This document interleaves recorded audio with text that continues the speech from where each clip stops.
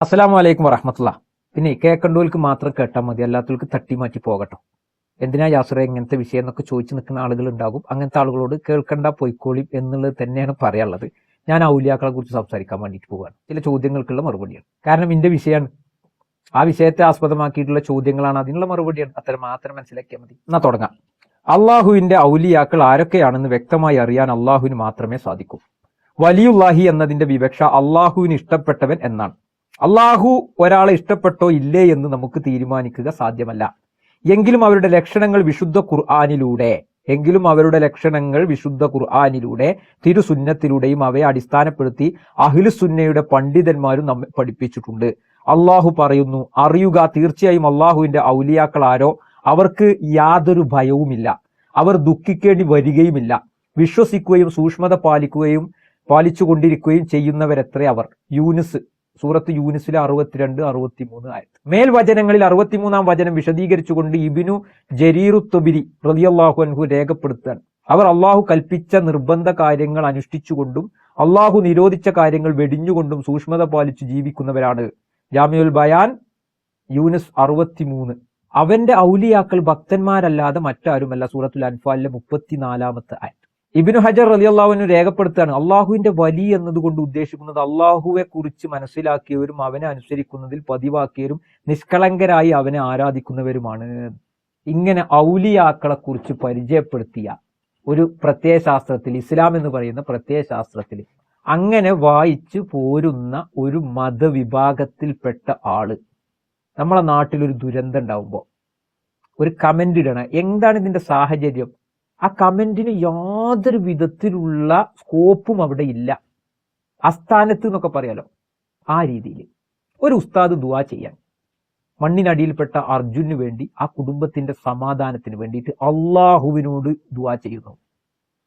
ആ ദുആ ചെയ്തതുമായി ബന്ധപ്പെട്ട് നമ്മളെ നാട്ടിൽ നടക്കുന്ന രണ്ട് വ്യത്യസ്ത തലങ്ങൾ, ഒന്ന് നമ്മുടെ മറ്റു മതക്കാരുമായിട്ടുള്ള നമ്മുടെ സഹവാസം കൊണ്ടും കൊടുത്തുമുള്ള കേരളത്തിന്റെ ഇത്തരത്തിലുള്ള അന്തരീക്ഷം, എന്നാൽ മറുഭാഗത്ത് വെറുപ്പിന്റെ രാഷ്ട്രീയത്തിന് വേണ്ടി ചില ആഘോഷങ്ങൾ കടന്നു പോകുന്ന വഴികളിൽ പോലും കടകൾക്ക് മുസ്ലിം ഓണർമാരാണെങ്കിൽ അവരുടെ പേരുകൾ പ്രദർശിപ്പിക്കണമെന്ന് പറയുന്നതിലൂടെ പച്ചവെള്ളം അവിടുന്ന് കുടിക്കാൻ പാടില്ല എന്നുള്ളതിലേക്ക് കൊണ്ടുവരുന്ന തന്ത്രം എന്ന് പറഞ്ഞുകൊണ്ട് ആ രണ്ട് തലങ്ങളെ സൂചിപ്പിച്ച ഒന്നിൽ വന്നിട്ട് അസ്ഥാനത്ത് ഒരാൾ കമന്റ് ഇടുക. എന്താ കമന്റ് എന്നറിയോ?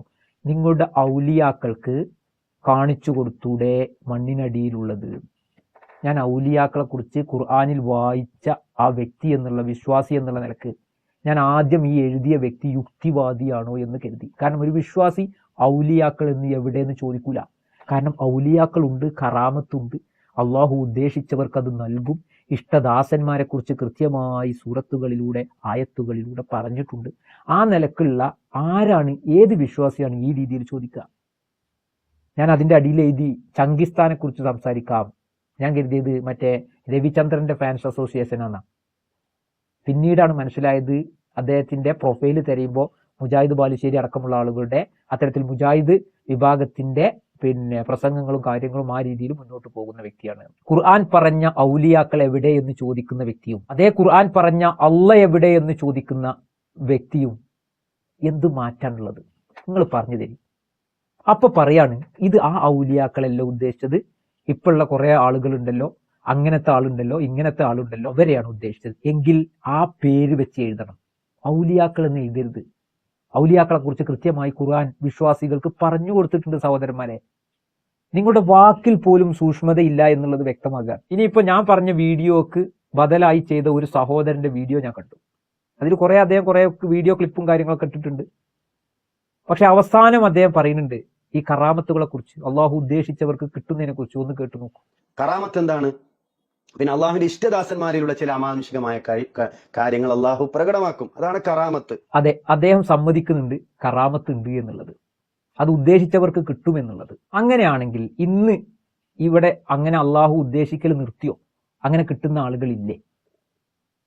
നമുക്ക് എങ്ങനെ അത് കിട്ടൂല എന്ന് എങ്ങനെ പറയാൻ സാധിക്കും? അല്ല, ഞാനിതിന് വിശദീകരണം കൊടുത്ത എന്റെ കഴിഞ്ഞ വീഡിയോയിൽ ഒരു മുജാഹിദുകാരനും എന്റെ പേരിൽ ശിർക്ക് ആരോപിച്ചിട്ടില്ല. കാരണം ഞാൻ ആ രീതിയിലല്ല സമൂഹത്തെ പരിചയപ്പെടുത്തിയത്. ഞാൻ പറഞ്ഞത് ഇത് വിശ്വാസികൾക്ക് മനസ്സിലാകുന്ന, പിന്നെ മുജാഹിദുകാരന് അസ്വസ്ഥത ഉണ്ടാകേണ്ട ഒരാവശ്യമില്ല. ഔലിയാക്കൾ എവിടെ എന്നുള്ള ചോദ്യം പോലും വളരെ ഗുരുതരമായ ഒരു തെറ്റാ. നിങ്ങൾ അങ്ങനെ വ്യക്തികളുടെ ആ വ്യക്തികളെ എവിടെ പോയി ആ വ്യക്തി എന്ന് ചോദിക്കൂ സഹോദര. ഔലിയാക്കളെ കുറിച്ച് കൃത്യമായി ബോധനം നൽകിയ ഒരു പ്രത്യയശാസ്ത്രത്തിൽ ഇരുന്നു കൊണ്ട് ഒരു ദുരന്തം ഉണ്ടാകുമ്പോൾ ഔലിയാക്കൾ എവിടെ എന്ന് ചോദിക്കുന്നതും, ദൈവത്തെക്കുറിച്ച് കൃത്യമായി ബോധനം നൽകിയ ഒരു ആശയത്തെ ഉൾക്കൊണ്ടവരോട് ദൈവം എന്ന് എവിടെയെന്ന് ചോദിക്കുന്നതും ഒരേപോലെയാണ് എന്ന് ഇതിനേക്കാൾ ഇനി ഏതർത്ഥത്തിലാണ് മനസ്സിലാക്കേണ്ടത്? പിന്നെ പറയാണ് ഞങ്ങളത് മറ്റേ ആളെ ഉദ്ദേശിച്ചു, ഇന്ന ആളെ എങ്കിൽ ആ ആളെ പേര് എഴുതിയിട്ട് ചോദിക്കണം എവിടെ പോയി അയാളൊക്കെ. പക്ഷെ വേറെ ഒന്നുണ്ട്, അള്ളാഹു ഉദ്ദേശിച്ചവർക്ക് അള്ളാഹുവിന്റെ കറാമത്ത് ലഭിക്കും. ഇപ്പൊ നമുക്ക് പറയാൻ പറ്റുമോ മുജാഹിദ് പ്രസ്ഥാനം വന്നതോടുകൂടി അള്ളാഹു കറാമത്ത് കൊടുക്കൽ നിർത്തിയെന്ന് നമുക്ക് പറയാൻ പറ്റുമോ? അങ്ങനെ ഒരു മറിഞ്ഞതിനെ നിങ്ങൾക്ക് എങ്ങനെ അറിഞ്ഞു?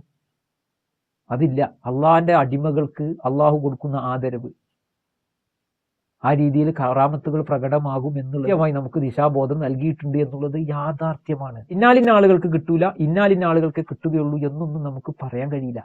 അതൊക്കെ അള്ളാന്റെ അധീനതയിലുള്ള കാര്യമാണ്. ഇപ്പൊ ചില ആളുകൾ കാണാമല്ലോ, സ്വർഗത്തിലേക്ക് പോവില്ല, ഞാൻ പോവും. അതൊക്കെ അള്ളാന്റെ അടുത്തുള്ള കാര്യമാണ്.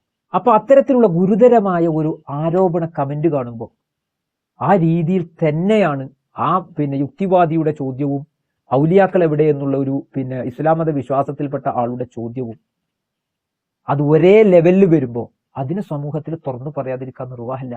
അത് നിങ്ങൾക്ക് ആർക്ക് പറ്റിയില്ലെങ്കിലും അത് പറയും. കാരണം അത് ഖുർആൻ സ്ഥിരപ്പെട്ടതാണ്, ഹദീസുകളിൽ സ്ഥിരപ്പെട്ടതാണ്. പിന്നെ ഈ സഹോദരൻ പറയുന്നുണ്ട്, യാസിർ ദീന് പറയണ്ട, യാസിർ കാലികമായി സംസാരിച്ചാൽ മതി. ഇസ്ലാമിന്റെ തനതായ ആശയം യാസിർ പൂക്കട്ടുംപാറ ഒന്ന് പഠിക്കണം, അറിയണം. അല്ലാത്ത വിഷയത്തിൽ, അറിയാത്ത വിഷയത്തിൽ ഇടപെടരുത്. സമകാലിക വിഷയം നല്ല രൂപത്തിൽ അവതരിപ്പിക്കുന്നുണ്ടല്ലോ, അങ്ങനെ തന്നെ പോവട്ടെ. ദീനിന്റെ കാര്യത്തിൽ ഒരു മുജാഹിദ് സുന്നി എന്ന വിഷയത്തിൽ ഇടപെടുകയാണെങ്കിൽ ആ വിഷയത്തിൽ അറിവ് വേണം, എങ്കിലേ സംസാരിക്കാം. അത് ശരിക്കും ഒരു അഹങ്കാര മനോഭാവമാണ് സുഹൃത്തെ. ഒരാളും ദീന് പറയേണ്ട നിങ്ങൾ പറയരുത് കേട്ടോ. അതായത് നിങ്ങളൊന്ന് ആലോചിച്ച് നോക്കൂ, ഞാൻ വിശ്വസിക്കുന്ന എന്റെ ആശയം, ഞാൻ മനസ്സിലാക്കിയ എന്റെ ആശയം നിങ്ങൾ, അതായത് ഞാൻ പറയേണ്ട. ഒരു ഹൈന്ദവ പുരോഹിതൻ ഇസ്ലാം മതത്തെക്കുറിച്ച് പഠിച്ച് പറയുമ്പോൾ അത് നിങ്ങൾ പറയേണ്ട, നിങ്ങൾ ഹിന്ദു മതത്തെക്കുറിച്ച് മാത്രം പറഞ്ഞാൽ മതി എന്നുള്ള ഒരു തോന്നൽ നമ്മളിൽ വന്നിട്ടുണ്ടെങ്കിൽ അത് ശരിക്കും ഒരു ഒരു അഹങ്കാര, ചെറിയൊരു വിഡിത്തപരമായ ഒരു സംഗതിയാണ്. അത് നിങ്ങൾ ശ്രദ്ധിക്കാൻ വേണ്ടി മാത്രം.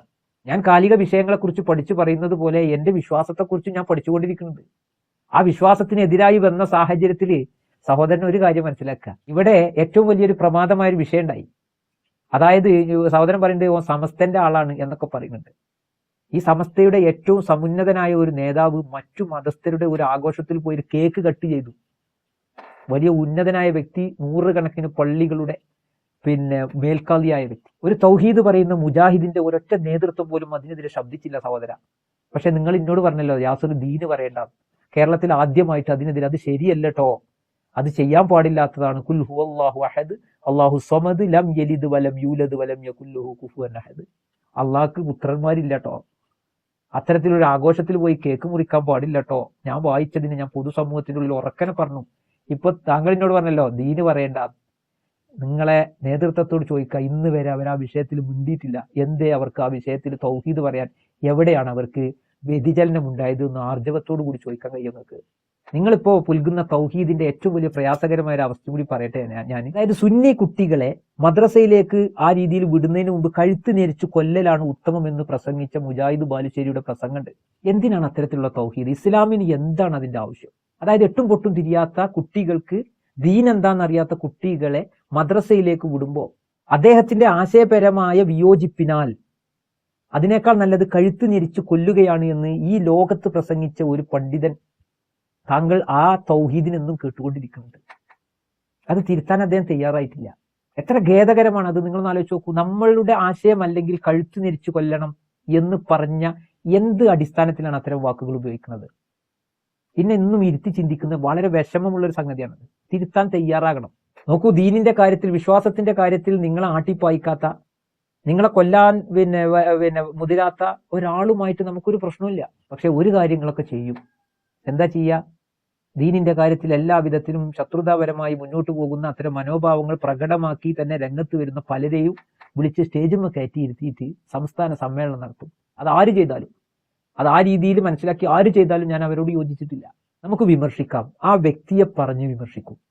നിങ്ങൾ അള്ളാന്റെ ഔലിയാക്കൾ എവിടെയെന്ന് ചോദിച്ചുകൊണ്ട് വിമർശിക്കുമ്പോൾ അതിൽ ഗുരുതരമായി നിങ്ങൾ ഖുർആനിൽ പറഞ്ഞ ഔലിയാക്കളെയാണ് ചോദ്യം ചെയ്തുകൊണ്ടിരിക്കുന്നത്.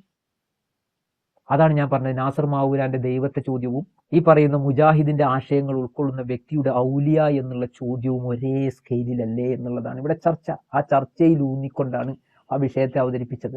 അതാണ് ഇവിടെ ചർച്ച ചെയ്തതും അതിനാണ് ഇവിടെ മറുപടി പറഞ്ഞതും. കാലികമായ വിഷയങ്ങളെ ആ രീതിയിൽ പഠിച്ചുകൊണ്ട് അത് ഓപ്പൺ ആയിട്ട് മുഖം നോക്കാതെ തന്നെ പറഞ്ഞിട്ടുണ്ട്. ആശയപരമായിട്ട് ആരും തെറി വിളിച്ചിട്ടില്ല. ഇതിൽ ഒരുപാട് ആളുകൾ വന്നിട്ട് ഞാൻ ആലോചിച്ചു പോയത്, അങ്ങനെ ഒരു തൗഹീദ് ഉണ്ടോ? ഒളി തൗഹീദ്, ഒളിപ്പോരി എന്നൊക്കെ പറഞ്ഞിട്ട് നമ്മളെ ഈ സ്വാതന്ത്ര്യ സമര ചരിത്രങ്ങളിലൊക്കെ അത്തരം പിന്നെ പോര് മുറകളൊക്കെ എടുത്ത ചരിത്രങ്ങൾ നമ്മൾ വായിച്ചിട്ടുണ്ട്. എന്നാൽ ഒളി തൗഹീദുകാരെ കുറെ കണ്ടു, പ്രൊഫൈലൊന്നുമില്ല. അങ്ങനെ വന്നിട്ട് ഭയങ്കരമായി ദീന് സംസാരിക്കുന്നുണ്ട്, പ്രൊഫൈലില്ല. ആദ്യം വേണ്ടത് വ്യക്തിത്വമാണ്.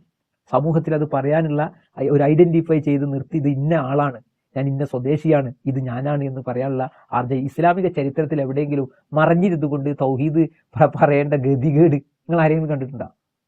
അതും ഈ നൂതന സംവിധാനമുള്ള ഈ ഇന്നത്തെ കാലത്ത് മറഞ്ഞിരിക്കുക, എന്നിട്ട് ഭയങ്കരമായി സംസാരിക്കുക. എന്തൊരവസ്ഥയെ നിങ്ങളൊന്ന് ആലോചിച്ച് നോക്കും. ഇതൊക്കെ ദീനിനെ സംരക്ഷിക്കാൻ വേണ്ടിയിട്ടുള്ള പടപ്പാടാണല്ലോ എന്ന് കരുതിയിട്ട അത്ഭുതം. ഏതായാലും കൂടുതലൊന്നും പറയുന്നില്ല. ഇനി ഈ വിഷയത്തിൽ മറുപടി പ്രതീക്ഷിക്കണം. അല്ലാതെ ഞാൻ ഇത്രയും കാലം എന്റെ പ്രൊഫൈലിലൂടെ ഇത്രയും കാലം ഞാൻ നിങ്ങൾക്ക് മുമ്പിൽ സംസാരിച്ചിട്ട് ഇത്തരത്തിൽ പറയുന്ന ഏതെങ്കിലും ഒരു വ്യക്തിയെ പ്രൊമോട്ട് ചെയ്യുന്ന, ബൂസ്റ്റ് ചെയ്യുന്ന വീഡിയോകൾ കണ്ടിട്ടുണ്ടാവും. അവിടെ വന്നിട്ടാണ് സാധാരണ അള്ളാഹുവിനോട് പ്രാർത്ഥിക്കുന്ന ഒരു ഉസ്താദിന്റെ വീഡിയോക്ക് താഴെ വന്നിട്ട് അസ്ഥാനത്ത് ഖുർആനിനെ പോലും വെല്ലുവിളിക്കുന്ന ഔലിയാക്കൾ എവിടെ എന്നുള്ള ചോദ്യവുമായി വന്നാൽ അത് യുക്തിവാദി ചോദിക്കുന്ന ചോദ്യത്തിനോട് സമമാണ് എന്നുള്ളത് തന്നെയാണ് ഞാൻ മനസ്സിലാക്കുക. ആ മനസ്സിലാക്കിയതിനെയാണ് ഞാൻ മറുപടി പറഞ്ഞിട്ടുള്ളത്. അതിനാരും അസ്വസ്ഥ ആകേണ്ടതില്ല. ചോദിക്കുന്ന ചോദ്യങ്ങൾ മറയില്ലാതെ ചോദിക്കാനും അതേപോലെ തന്നെ നേരെ ചൊവ്വ ചോദിക്കാനുള്ള ആർജവമാണ് ഇത്തരം ഞങ്ങളാണ് ദീന് പറയേണ്ടത് എന്ന് പറയുന്ന ആളുകളോട് പറയാനുള്ളത്. ഇൻഷാ അല്ലാഹ് ഇതാണ് അവസ്ഥ. അപ്പൊ ഞാൻ ദീന് പറയേണ്ട, യാസിർ കാലികമായി പറഞ്ഞാൽ മതി എന്ന് പറഞ്ഞതിൽ നിൽക്കുന്ന സഹോദര, ഈ സീസൺ തൗഹീദും അതേപോലെ തന്നെ കാറ്റഗറി തിരിച്ചുകൊണ്ടൊക്കെയുള്ള തൗഹീദ് പറച്ചിലുണ്ടല്ലോ, അതൊക്കെ മാറ്റി വെച്ചിട്ട് റൈറ്റ് ആയിട്ട് കാര്യങ്ങൾ പറയാൻ അല്പമെങ്കിലും താങ്കളുടെ നേതൃത്വത്തെ ഒന്ന് ഉണർത്തണമെന്ന് ഓർമ്മപ്പെടുത്തിക്കൊണ്ട് എല്ലാവരോടും സ്നേഹം, എല്ലാവർക്കും നന്മകൾ നേർന്നുകൊണ്ട് നിർത്തുന്നു. അസ്സലാമു അലൈക്കും വറഹ്മത്തുള്ളാഹി വബറകാതുഹു.